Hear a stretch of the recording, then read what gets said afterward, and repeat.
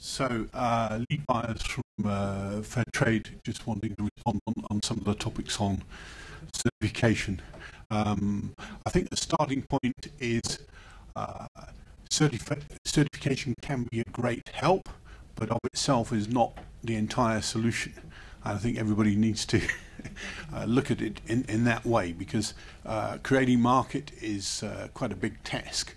And that is certainly one of the challenges around the African coffees, many of the specialty coffees. Most of it coming to Europe, which is historically more of a mainstream market, more of the specialty coffees going to the US. So there's a flip.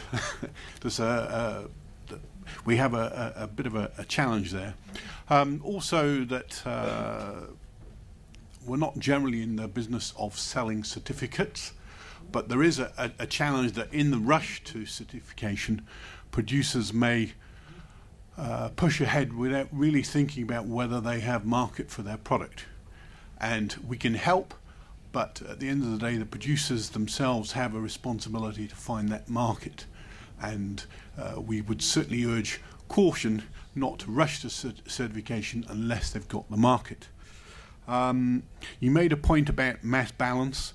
It is true that that operates within cocoa. It does not operate within coffee. That's true for fair trade, and I think also true for the other certifications. So for sure in cocoa there are certain issues which relate to the technical way cocoa is produced, but it doesn't operate in coffee. You mentioned about premium. I think historically we have been aware in fair trade certainly of the need to focus on productivity. So there is now, of the 20-cent premium, 5 cents has to be ring-fenced for productivity and quality investment. So that is a start in the right direction. And last year that was around $11 million that went into productivity and quality. But for sure, it's not enough. We need the industry, we need government, we need everybody to help with that process. I think that's all I need to say on certification. Thank you. Would you like to comment on that, Edward? Sure. Yes, I would. Yeah, thank you for that clarification. I would very much agree. I think the issue which has been raised about certification is, as you say, part of the solution. It all goes back to this whole issue of sustainability and what exactly is sustainability. It means so many different things. We've already come at it from quite a few angles today, and I think there's probably a few more to be addressed as well. So I would thoroughly agree. And I'd just say from a bank's perspective, I think it would be in the interest of the certification companies to when they are engaging with farmers, to actually make it part of the process that you try and establish an off-taker as well. Because if it's being offered to them as a solution, I think it would make sense that part of that solution is actually trying to get a proper marketing structure there. Because the trouble is, if they do want to buy into the system, they certainly see a lot of other people are certifying. I think it's a good thing to do. I don't see why that couldn't be part of the process as well. Because certainly logically, if we want to be financing some coffee flows, we want to know that there's a guaranteed off-taker at the end, and that would make sense in terms of setting up the system in the first place. Just to respond to that point, in the old days, to come into certification, you actually had to have a letter from the buyer or a buyer. Now we moved away from that, but in certain regions, some countries in Africa, we are at a state where there are too many certified producers in certain markets, where realistically they have very little opportunity to develop market. So we have a little bit of a dilemma, which is, does it make sense for us to actually put a temporary halt on certification in certain places? I only raise that as an open question, that it may be more in the producer's interest to do so.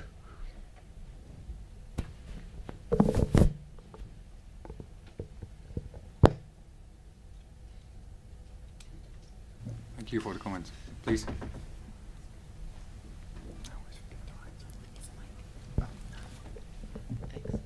Hi, I have a question for Mr. Aman. Regarding, you made a comparison between the growth in consumption in Japan and China. The Japanese market has a much higher per capita income, right? I believe it's going to be much less price sensitive than China. So it's kind of two questions. What's the percentage of Arabica in Japanese consumption, and how do you expect this share to be in China in terms of growth for Arabica and Robusta? Thank you. Well, first of all, I think that's a good and a difficult question. So I'll do my best, but maybe there are others in the room that would like to comment. With regards to Japan, historically, I would say it's a very highly Arabica-dominated market. That has changed first, and most particularly, I think, with the wide arbitrage, we have seen more and more Robusta being used in Japan, just as we have in the United States and also in Europe. Going to China, the one thing that I didn't mention, but I think is particularly pertinent to the trade flow, is that what you're really seeing is quite a lot of Robusta coffee coming into China, and quite a lot of Arabica, and some processed coffee coming out of China. So in effect, you have, you have what I would describe as an origin arbitrage. At a wide Arabica premium, you're going to see increased imports of cheap Robusta coffee into places, not just China, but quite a few of the producer consumers, leading to increased availability of Arabica for export purposes. So I think, judging from those trade flows, it is pretty likely that the majority at the moment of Chinese consumption is focused on cheaper Robusta coffees. I think a lot of those are processed, and again, from the imports, you can see that a lot of what is imported into China is in the form of soluble or 3-in-1 coffee. So I would suggest that at this particular juncture, the majority of Chinese consumption is taking place on the Robusta side, and that's likely to remain the case. I think one of the speakers earlier on mentioned that the average price of a cup of coffee was still twice the, was it the hourly or the daily? I think the daily wage rate. So I think we're going to be in a market that is dominated by lower and cheaper qualities for the foreseeable future.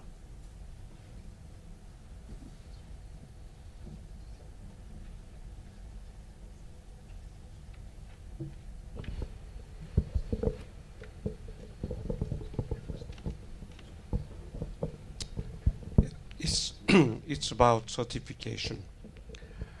You have not at all talked about the organic certification.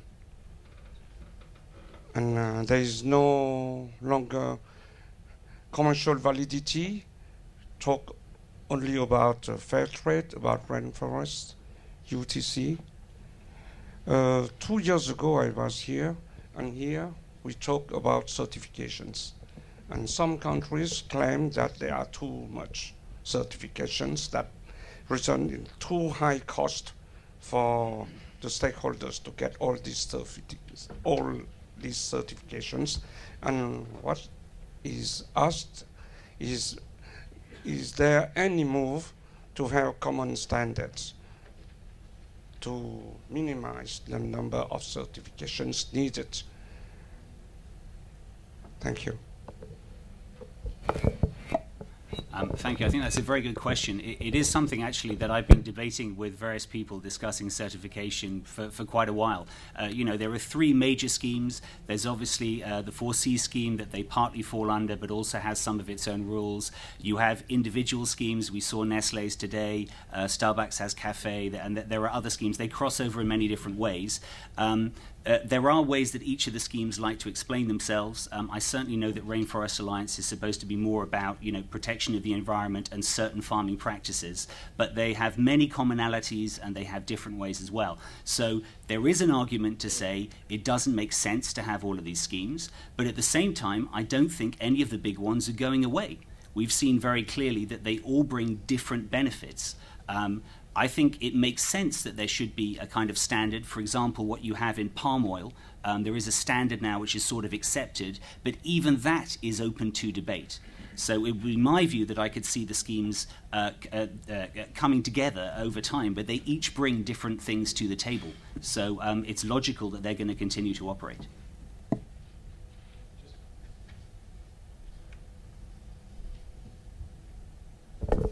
Just to respond to that, because I'm not aware if there's any other certifiers here. I think 4C were here earlier. There certainly have been a number of meetings to try and move that along. As one example, I'm just sharing it because this is the one I'm aware of, is that we in Fair Trade in Brazil are working with 4C to look at opportunities to step up to fair trade, but also for fair trade producers who may also want to have a 4C certificate. So we're looking at benchmarking and ways to ease the flow between the two. Fair Trade redesigned their small coffee standards about 18 months ago, and we deliberately modularized the standards so that they would be much easier to compare to the other two standards. And in our requirements around pesticides and so on, we deliberately again tried to align to the other standards so that we weren't going off in some strange direction. So there is a lot of work going on to try and make sure that if there isn't a good reason for being different, then we're not. So we do recognize the need to be user-friendly.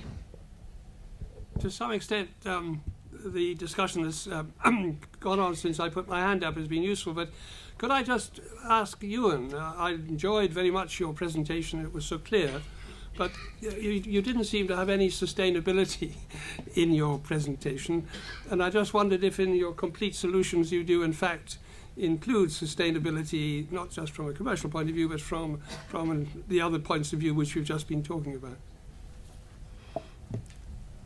No, Complete Commodity Solutions does not offer sustainability or sustainability advice. I would say it's better to be a master of one trade than a jack of all of them. It's hard enough trying to look at cocoa and coffee, and I'm not claiming any masterdom or expertise there, but frankly, my view I think would be very similar to Keith's, as he expressed before.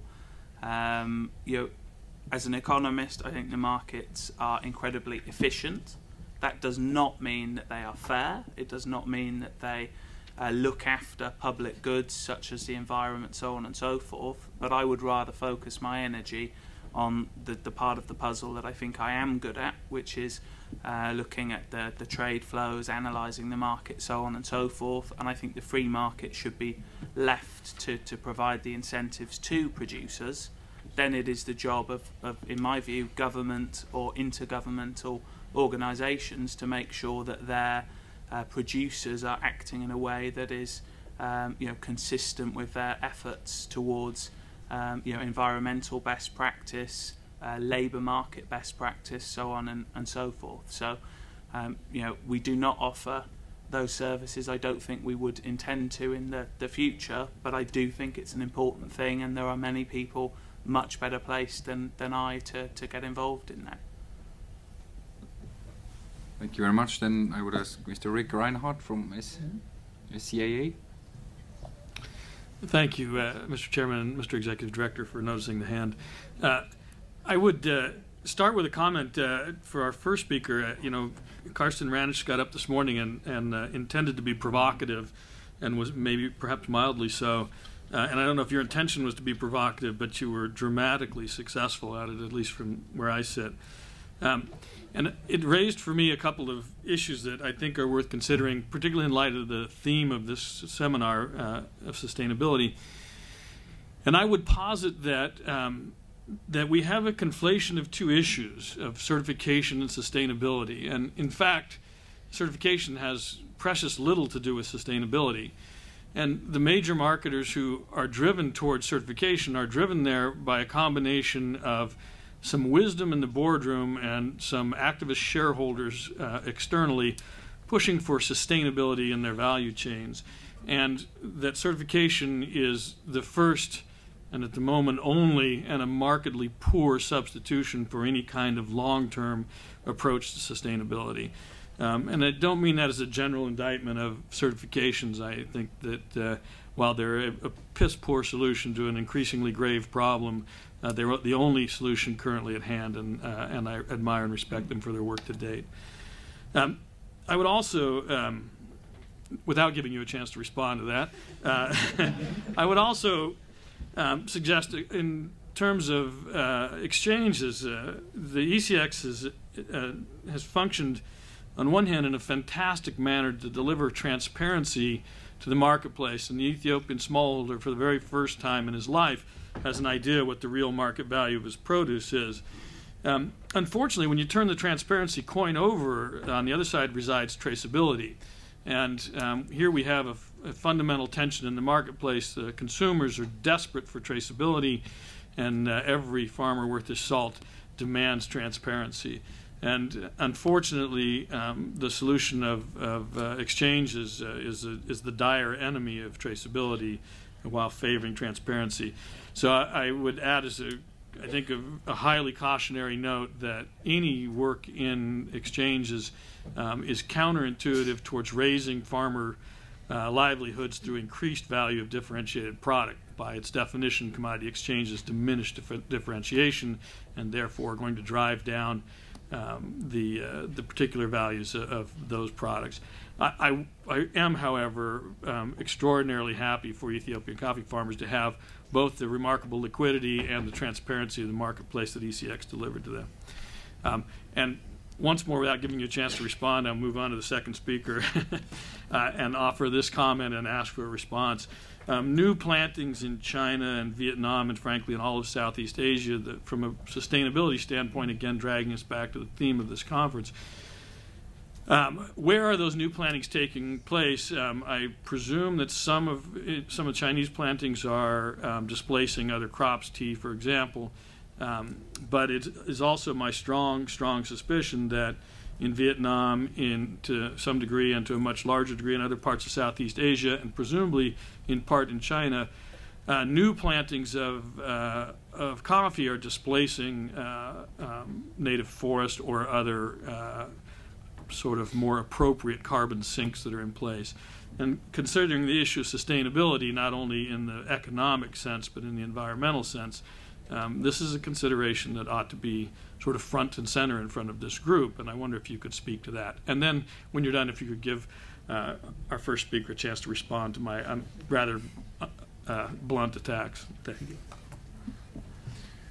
Well, first of all, I'm not qualified or in a position to really discuss Chinese coffee production and trends in China. I think in Vietnam it is very clear that more and more land is being cut, existing forest is being cut to grow coffee, and you see that you drive between, for example, Dak Lak and Lam Dong. There used to be a clear stretch of road in between the two provinces where you really didn't see coffee and you saw forest. Now you see a lot of coffee growing there. If you go from Lam Dong down towards the beach resorts, again, the coffee used to end outside of Dalat. Now you can see coffee growing in what must have been forest down the hill and down towards the beach resorts. So I think it is a problem from the perspective of preserving coffee. Once again, I'm not an environmental expert, but I think that's something that the governments of the producing countries need to work with intergovernmental organisations to resolve. It's clear, I said before, price is the best fertiliser. We've got to a price point where land is coffee is expanding under acreage, and it has to be the job of the local government to ensure that that is taking place in a way that they consider to be in line with their environmental policy.